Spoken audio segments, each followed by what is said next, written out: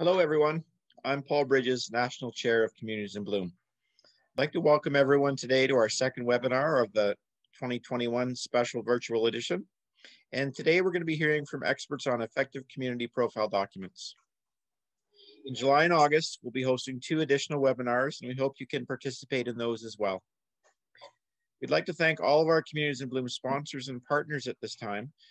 Their contribution for the 2021 virtual edition, as well as their support and support of all our registered communities, is truly appreciated. The volunteers as well that work on the programs and work with Communities in Bloom are the backbone of what we do, and we'd like to thank all of you as volunteers as well for helping. Today, I'd like to welcome a representative from one of our CIB national communities, Mona Boyd. Mona is with the City of Barrie. She's also one of our national judges, and also Lorna McElroy, who will share their experience in organizing and preparing an effective community profile document and how to utilize this tool in a variety of ways. This includes assisting the judges in their evaluation, identifying community hidden gems that you might have, and showcasing your community's achievements. Please feel free throughout to ask your questions in the question and answer feature through, on the screen, and we'll do our best to address them. And if you can't find that feature it's at the bottom of the screen on your computer. If it disappears, hover your mouse down below and it should pop up again. We've got, I believe, 81 registrants coming in today. So we've got a nice broad spectrum of people signing in. So thank you all for taking the time out of your day or your morning or your evening to be here with us. So now I'd like to introduce the first of our 2 speakers, and that is Lorna McElroy. Lorna is a lifelong gardener and a lifelong learner. Over the years, she obtained her bachelor's and master's of education and has enjoyed 25 years in the classroom. As a trained horticultural judge for 30 years, Lorna has recently completed the Prairie Horticultural Certificate Program and also has been a provincial, national, and international judge with Communities in Bloom over the last 16 years. Lorna, thanks so much for joining us today, and we'll hand it over to you. Thank you, Paul. And I am so pleased to be here today to talk about community profiles. I know that sometimes they cause a bit of anxiety in the community, and you know, that's too bad.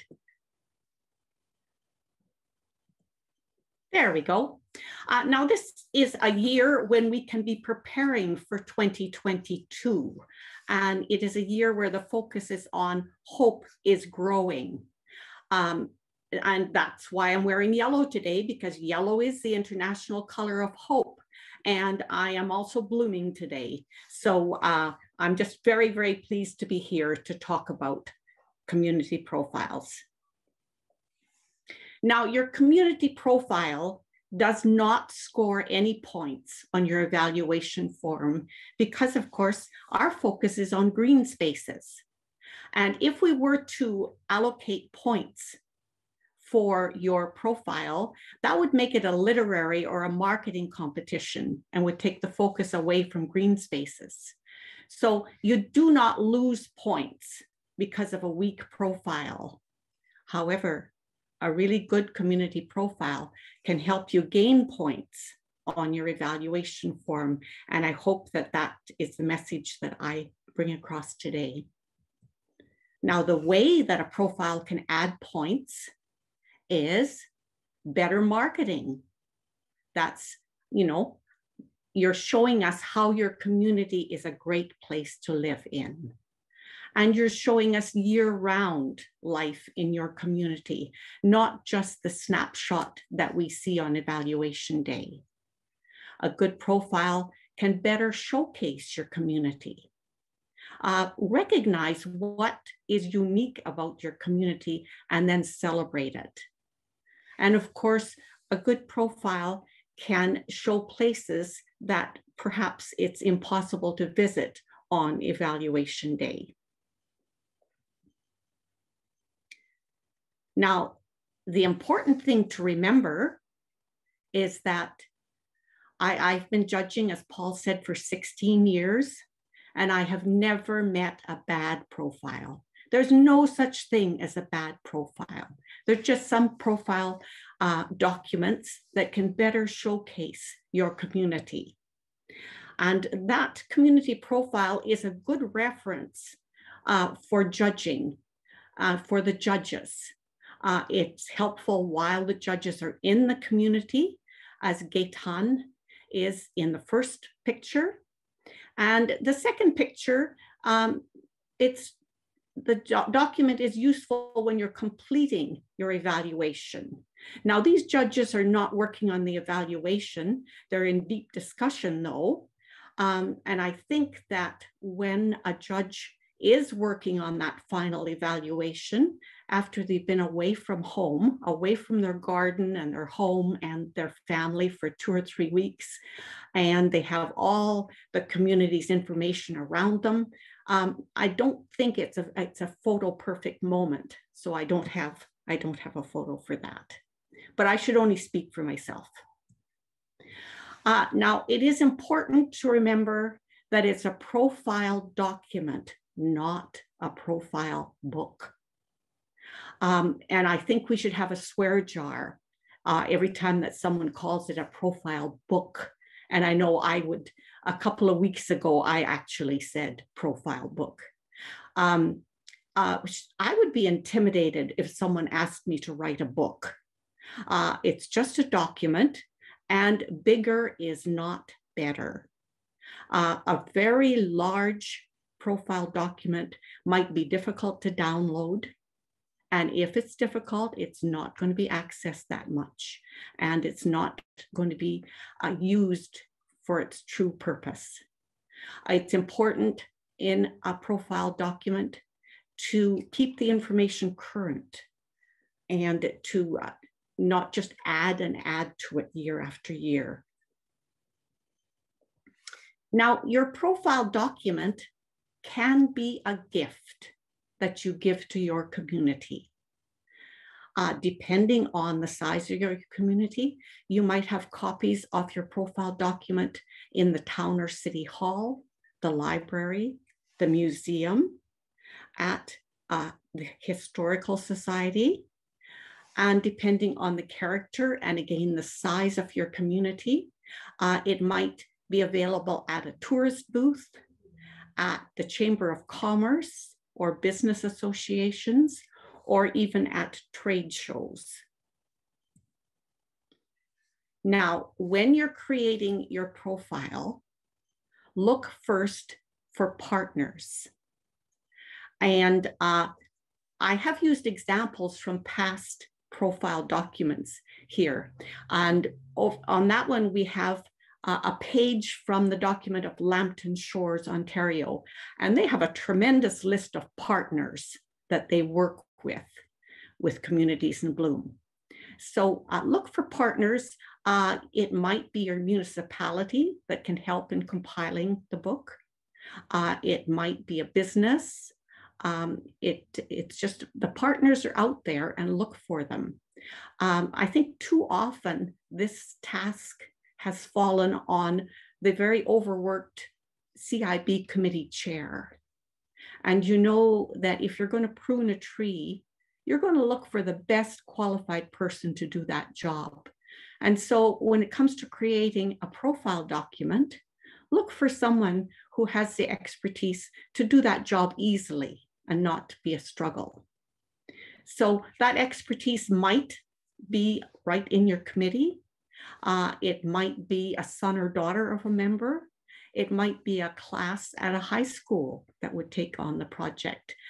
Just make sure that a Communities in Bloom person is checking the information to make sure that the message is the one that you want. Now, as I said, there are many opportunities to use that community profile, but consider your audience. If it's going to be mainly for Communities in Bloom, then you can include your evaluation day itinerary. You might include action that you've taken on past evaluations. You could list the CIB committee And you could always acknowledge sponsors. But if it's a wider audience, it's a good idea to have someone who is not closely connected with Communities in Bloom have a look at it and just make sure that anyone would understand the message that you're putting out there. Now, I have judged for so long that I remember the days when the profile documents would be typed or handwritten, there'd be glued in photos, and if there were policies referred to, they'd have to be word for word in the document. It was hard work back then. And I remember gently suggesting to people that they let technology help them with their documents. But that was then, and now is now. Now we can create them online. They're available online, shared online. And if you're referring to policies or all sorts of things, you just put the link in. You don't have to put all the information there. An advantage is that they are so easily updated online. In a profile document, I find that maps are helpful. And I'm just showing the Stettler visitor map. It's another one of these communities that was built beside the railway. So everything is at a slant. And it can be confusing without a map, to me at least. Then, of course, with Wood Buffalo, with the city of Fort McMurray, it takes several maps for them to show their community. And as well as maps, tables of contents are very helpful. And I just have one in there from Wood Buffalo. But never forget the difference. There are scrapbooks that tell the entire history of your program, and there are community profiles. That's a profile cover from Kingsville, Ontario. And of course, there's a pile of scrapbooks. And while the judges are in the community, if there is time, they will enjoy looking at those scrapbooks, but just keep the separation between scrapbooks and community profile. Most communities find it easiest to organize their profile according to the evaluation form. Now you'll notice when in 2022, when judging hopefully is full steam ahead, that there are subtle differences. You will have heard of community appearance rather than tidiness. Environmental action, heritage conservation stay the same. Urban forestry has been changed to tree management, which just describes it a little better for all sizes of communities. Landscape is the same, and floral display has plant added to it, plant and floral display. Now, if you want more information on these categories, the 2020 presentations that were done last year, they were done in three separate occasions. And you can find this information under the members section, the directions to the YouTube link where those are from last year, with lots of ideas from various communities. It is important that new and major initiatives are listed. That's really what judges need to see and what you don't want the judges to forget when they're doing the evaluation. The first page is from Bay Roberts, Newfoundland, a very colorful document with great photos and just very lively document. And the second one is from Abbotsford, British Columbia, where they have listed the new initiatives. So it's all very, very compact and clear. Now, you don't have to do literary prose in writing. Sometimes point form works well in this document. And this is just an example from Melfort Saskatchewan, where they have checked off, they've listed off the tidiness activities that they have completed. So point form is just fine. Some communities have access to the expertise to do really effective formatting. I think that this one from Trail BC is very attractive with this green and white scheme, and the information is all there too. But it's the information that is most important. Now, it is so important that you clearly identify this year's projects. And Yarmouth, Nova Scotia, did that by putting them in red in their profile book. And there was a lot of red ink in that profile book because there were a lot of current projects. But just make sure that it is clear what has happened this year. The profile, I said profile book, didn't I? Yes, swear jar for me. Profile document is a good place to highlight school activities because it's difficult to visit schools in July and August, even if they have been an active part of the program. So make sure that you document those school activities. And this is Leamington, Ontario, and they had good information on their school projects. This page is just for tidiness. And then they also have other sections of the evaluation form where the schools have participated. And from Castlegar, BC, this is just one school, and it is just part of the activities that they have done. Those pictures outline planting, cleanup, writing, trees for tomorrow, spuds and tubs, and an author visit. So good documentation of the school involvement there. Now, it's fine to include festivals and events that the judges won't get to see when they're there. And sometimes they might be a little bit outside of your community, but if your community actively volunteers or supports those festivals, do include them and do just give basic information so that the judges are aware. This is Tignish, Prince Edward Island, with just a couple of their many festivals. Now, environmental actions may need to be listed or photographed because sometimes they just can't be observed on the evaluation day. And the first page is from the town of Rosemere in Quebec, and they have listed all their environmental actions and a very complete list.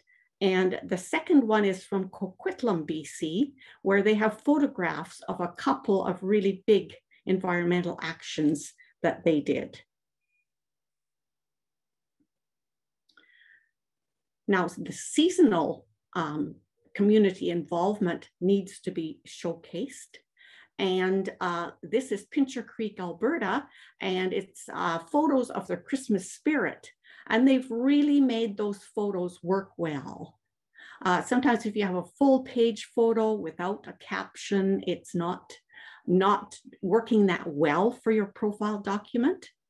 But in this case, they have captions on them and they show a wealth of information about the holiday season in their community. I know that people have asked if it's okay to include the unforeseen things that happen, the unfortunate occurrences. There's natural disasters. There's uncompleted projects for a variety of reasons. And of course, next year, I'm sure we will be learning about pandemic repercussions in communities. And yes, it's important to include those. Don't shy away from, activities like that because they're an important part of your history. And on this page, it's Chipman, New Brunswick, and it's a flood. So they have photos of the flood, And of course, when the judges attended, there would still be signs and problems associated with that flood. So include the bad with the good. Now, as I said before, it is so important to acknowledge what is unique about your community and then celebrate it. And this is Maple Creek, Saskatchewan, and they are known as Old Cow Town.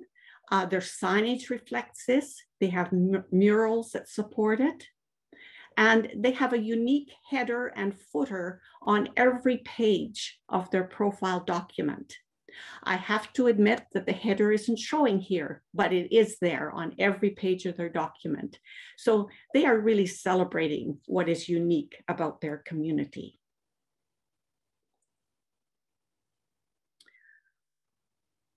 Now, I would encourage you to check the profiles from, of course, there's none from last year because there was no evaluations done last year, but the profiles from the past few years on the Communities in Bloom website.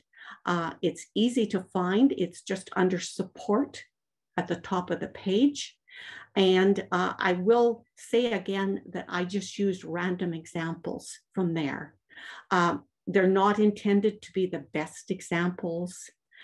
They're not intended to exemplify that this was the best feature of that community profile, not at all. They were just chosen randomly.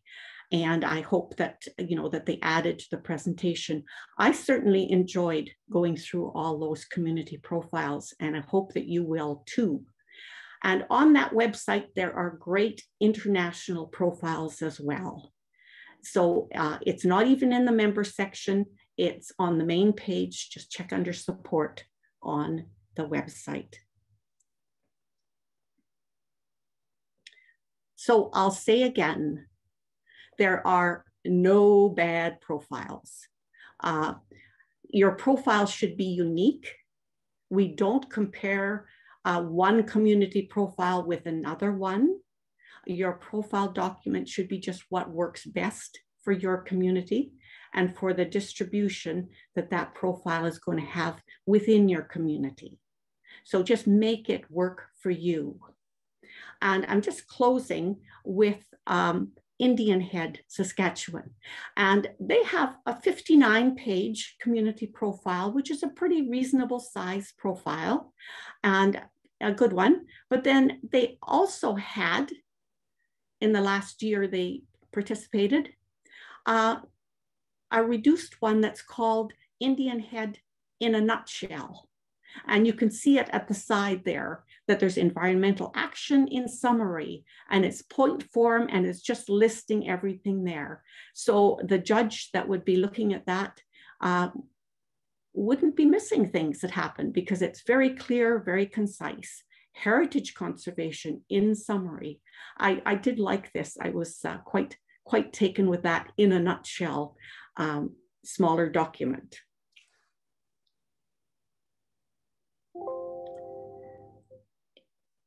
And so that is the end of my presentation. As I say, I certainly enjoyed the opportunity to talk to you about profile documents. And I hope that, that your questions are answered today and that you're less anxious about this document. Thank you. That's great, Lorna. Thank you so much. And I think you only had to go to the swear jar twice. And I know that's sometimes hard for us to change our wording to reflect, but that's a great way of putting it, that it's a document, not a book. So that maybe will relieve some fears.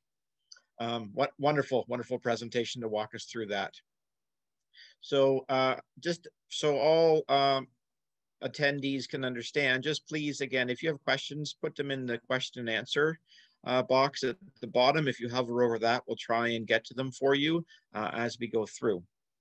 So, and now I'd like to welcome Mona Boyd as our next speaker.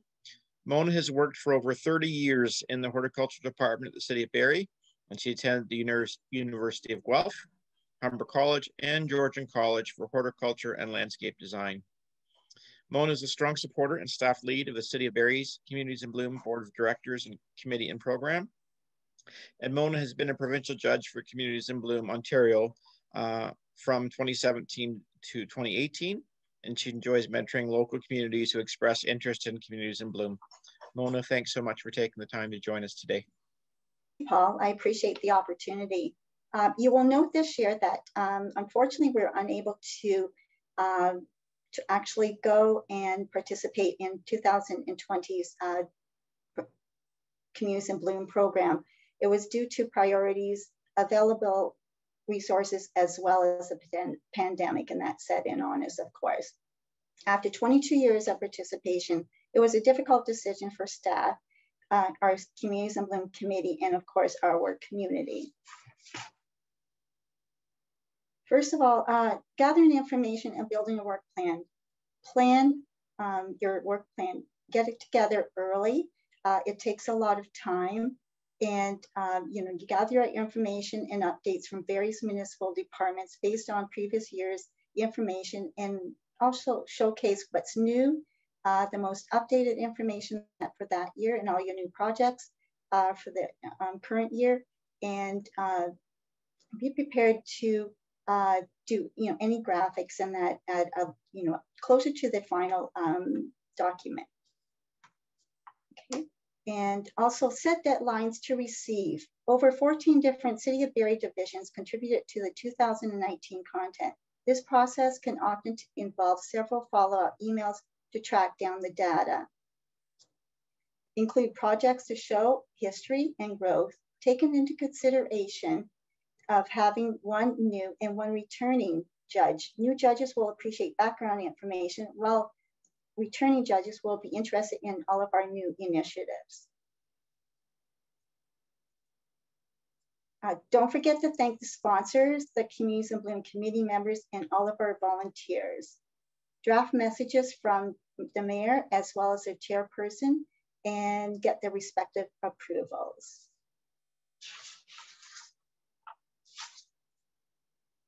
It's okay, include unique opportunities to showcase your community. In 2019, we were selected to work cooperatively with Green Street Challenge at Canada Blooms. Our forestry department provided benches made out of urban trees that were on the removal list. Usually they were used, all the wood chips, and that would have been used in our trail system pathways, but our creative staff gave new life by recycling and milling into benches for the visitors.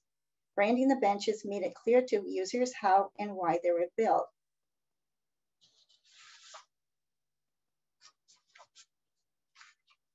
The look. Keep in mind, keep it bold, colorful, and informative. Vibrant, eye-catching, good quality graphics and photos that match the current year's color theme. Make your program pop. How does this happen? Let the images tell the story to highlight new projects and community initiatives. Use photos the city already has on hand and source new images from staff out in the field. Get out and take a few snaps as needed, even some mornings on your way to work, just to see a perfect planter at City Hall bursting with new blooms. Stop and take 2 minutes to take that shot and pass the information along. You are showcasing your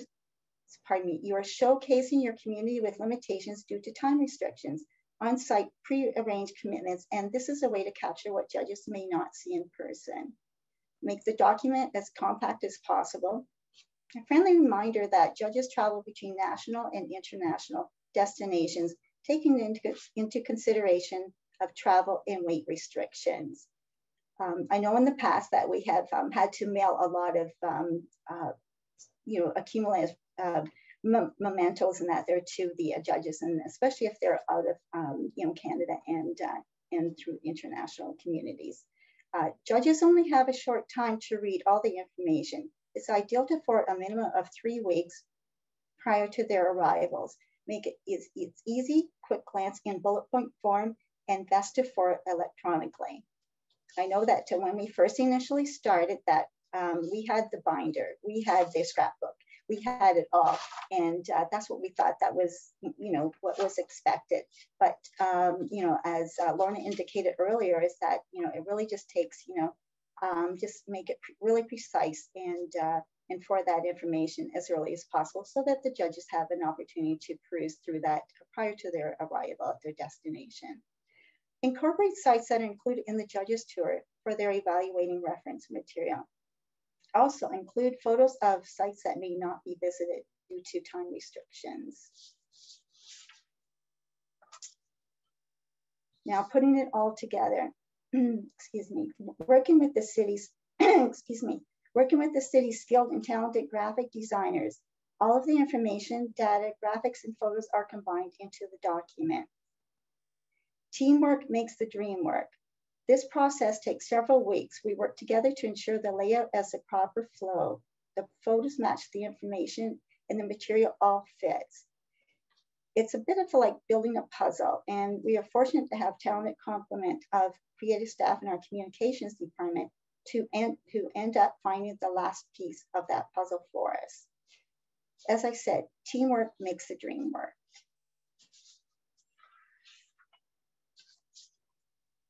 Here you'll notice some photos of kids wanting to get their hands dirty. Showcase your partnerships and community events. Each year we host several community events, including Celebrate Barrie. It has over 40 booths and they must offer free and hands-on activities for kids. We often say kids of all ages because the parents and the grandparents enjoy getting involved as well. One of the more popular is definitely the CIB booth. We are fortunate to have our own greenhouses, and we grow approximately 5,000 extra plants specific to this one-day event where we can teach kids about gardening, letting them get their hands dirty and take home. It's an excellent way to showcase how we get our little bloomers involved as well. Finally, many eyes need to see the final product before it goes to print. Make sure we spell check, proof, and final approvals need to be completed, is needed to document the digitally packaged and sent off to the printers. The final community profile document is an excellent resource for residents, newcomers, visitors, council members, and it's imperative that you share that good work of yours. Have it available at City Hall, libraries, our tourism offices, all of our CIB events and recreation centers. Thank you.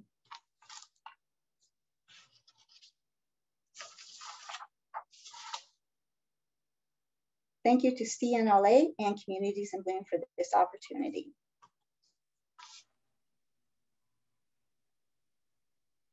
That's great, Mona. Thank you so much for your information today as well.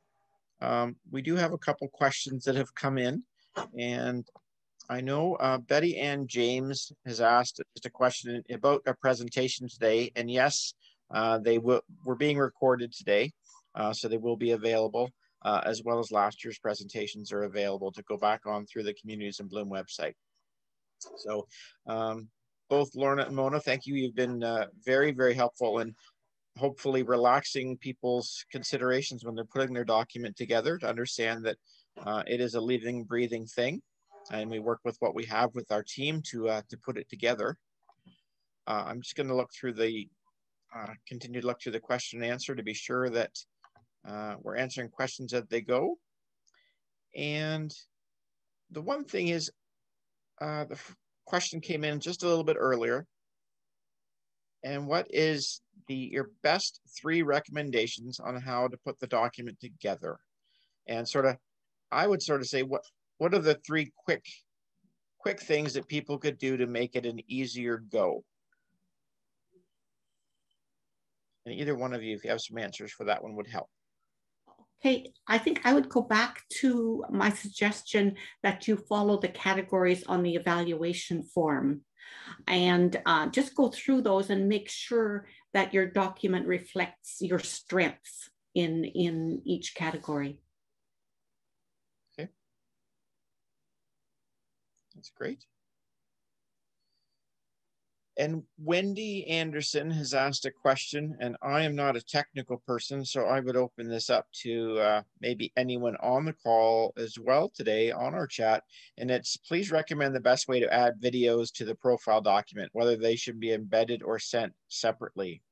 I know that videos can make documents very large. Anyone in the background? I know we have tech support from CNLA helping us with this presentation today. But any insight there would help, because that is a challenge today. We have the capability to send a lot of information, and sometimes that information can overwhelm the intended receiver, so it's hard to get to it.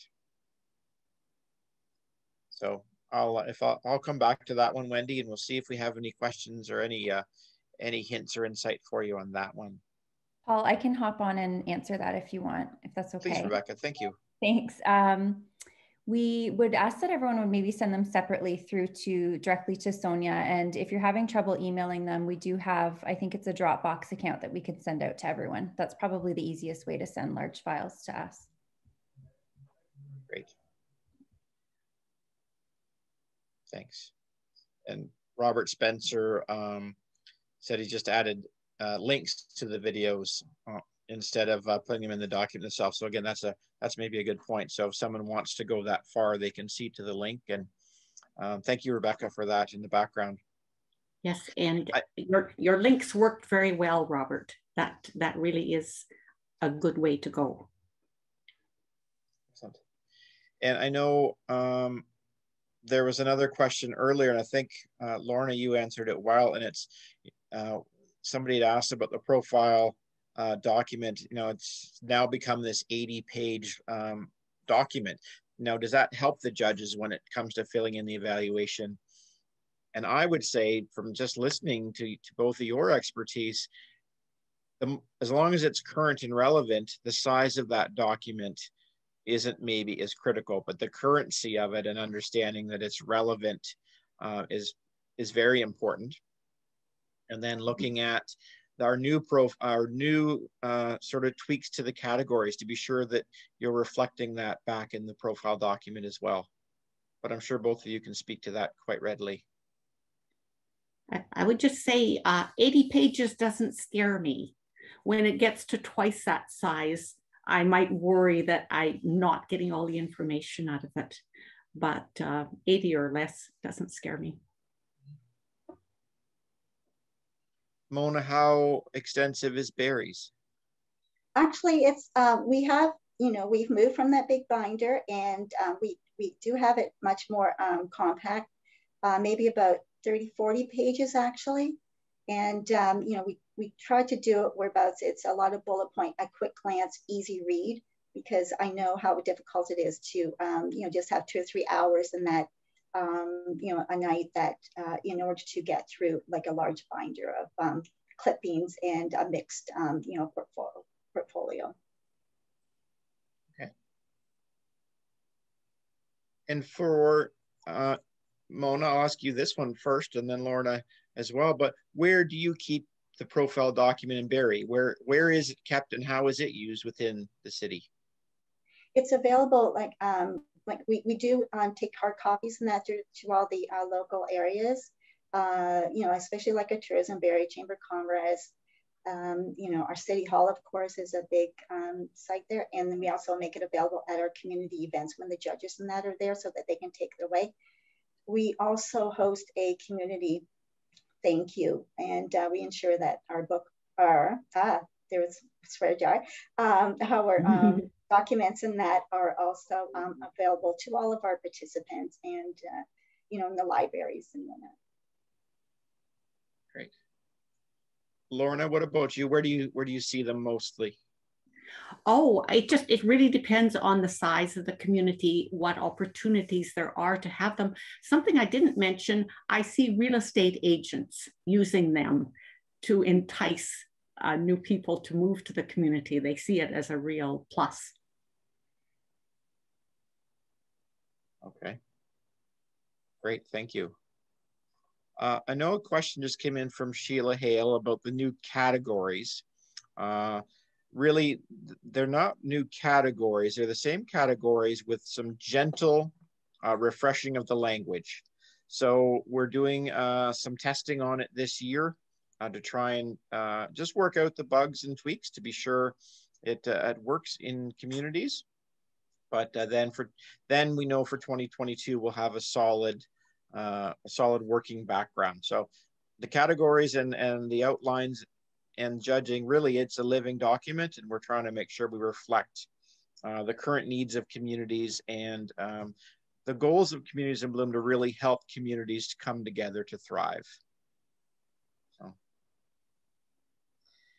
next question that came in is, where do you see, and I think you've both answered this again pretty well, but what are some of the biggest advantages of having that profile document put together? Okay, maybe I'll take, so for us, I think over the years is that we have learned, you know, often that in the larger municipality, you don't often know exactly what happens behind the scenes with the other departments within your community. And that was one thing that we, you know, because we pulled all the resources and that together to pull this off. And it's amazing what you learn about what's happening in your back door, quite frankly. That's similar to what I was thinking, that often the profile document is a great advantage to the committee, to the Communities in Bloom committee. They can get so engrossed in their projects that they don't see the larger picture. And when they see it all documented, you know, they'll say, oh, we did all that, we're doing all that. And it's a real advantage to the committee. I think if one municipality looks at another's profile document too, I think there's a great opportunity as a big network of the Communities in Bloom family that we can look at each other's profile documents to see, you know, larger municipalities, smaller municipalities, and really share pieces back and forth so we can all, you know, kind of best profile the communities and again, make a bit lighter work of it. None of us are trying to start from scratch to create this document. There's great. I'm sure most municipalities are happy to showcase what they've done and what they do.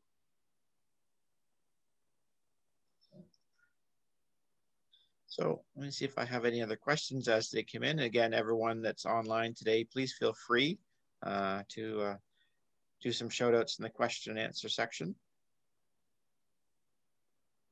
I believe today I did a count. I believe we have 8 different countries represented. So that's wonderful to see. Most of our provinces from Ontario are here, if not all, and certainly don't want to miss anyone, just sort of going through the list a little bit. Wonderful to see you all here. But if I don't see any further questions, I do want to take a moment today because sometimes we run out of time, and it is really, really critical to always thank our volunteers. Lorna and Mona, as volunteers today, thank you for taking time out of your day to help us understand how to walk through creating the document. And also our sponsors, again, they are what make this opportunity possible. So everyone that's here, and if you please take time to look at who is out there. I really appreciate everyone's time. We do have a few other events going on. So if you would like to look at your calendars into July and August, we have Thursday, July 8th, preparing for the judges and the judges tour. That is being done by Bob Iveson. I don't know if Bob made it online today, but I'd like to wish him a happy birthday today. But he will be coming with us in July. And then Thursday, August 5th, we have our Outstanding Achievement Award and contests. So a couple more coming up. I think I'll just check. We might have 1 or 2 more questions because we do have a few minutes. Let's see if there's a Charlie Wright has asked for the categories to be listed again. So I wonder, Sonia, in the background, if you could put that into the chat, just so people can see where that sits. And then it also is available. Once Sonia gets that out, you'll be able to see where that's at. And then always keep checking back as we are updating the website. We're working on the grids. We're working on a lot of things in the background, trying to make Communities in Bloom relevant and trying to keep it rolling along in a virtual world right now, because right now we only have the opportunity to do virtual discussions. We're going to be doing some virtual chats with judges this year. So different provinces have different protocols, but from a national level, that's where we're looking at. But again, trying to keep everyone connected through chats like this today with our great presenters on board, and just trying to be sure that as communities, we can continue to you know, bring our communities to life. That's our goal. So I do, again, very much appreciate everyone helping us out today. And I'm wondering, Lorna, Mona, do you have any closing comments you'd like to make just before we sign off for the afternoon? I would just say to Charlie in Leamington, I'm sorry if I gave the impression that there were great changes in the categories.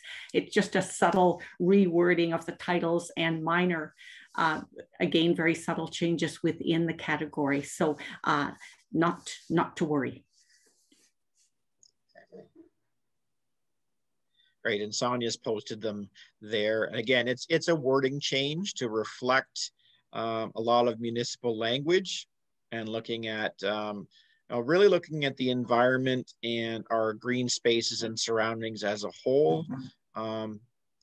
Maybe not necessarily looking so much at strictly plants. It is, plants are always a key and a core piece, but it's how those plants interact with the community to help make healthy communities and great open spaces for people.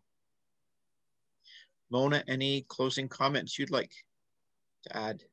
I just like to say that, you know, once again, thank you to CIB and CNLA for this opportunity. But I'm looking forward to going back to, you know, to go to the conferences, and a lot of networking happens during those opportunities. So thank you so much.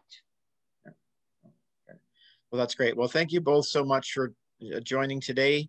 Thank you to all our participants asking questions and joining in the background. Again, stay posted, and we look forward to seeing you at our next information session. Have a wonderful day. Good luck in the gardens as we get into hopefully early summer and great weather for everyone. Take care. Bye-bye.